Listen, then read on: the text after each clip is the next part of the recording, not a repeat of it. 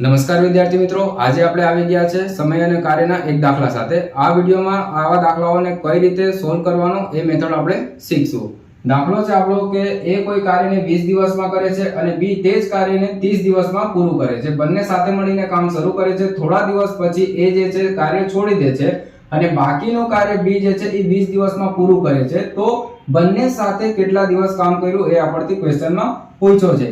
એ જે છે એ કેટલા દિવસમાં કામ પૂરું કરી શકે છે? 20 દિવસમાં। બી જે છે એ કેટલા દિવસમાં કામ પૂરું કરી શકે છે? 30 દિવસમાં। બંનેનો એલસીએમ લઈ લે એટલે કુલ કામ આવી જાય। એટલે કુલ કામ આપણી જોડે કેટલો છે? 60 કામ છે।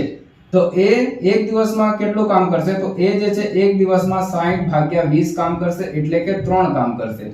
બી જે છે એક દિવસમાં કેટલું કામ કરશે? તો 60 ભાગ્યા 30 એટલે કે 2 કામ કરશે। બંને સાથે મળીને કેટલું કામ કરશે? બંને સાથે મળીને 5 કામ કરશે। પણ બંને કેટલા દિવસ સુધી 5 કામ કર્યા એ આપણને ખબર નથી, એ આપણથી પૂછ્યો છે। હવે બાકીનું જે કામ છે એ બી જે છે એ 20 દિવસમાં પૂરું કરે છે। બાકીનું કામ તો બી 20 દિવસ કામ કર્યું એ માહિતી આપણી જોડે છે અને બી એક દિવસમાં કેટલું કામ કરે છે? 2 કામ। તો 20 દિવસમાં બી કેટલું કામ કરી શકે?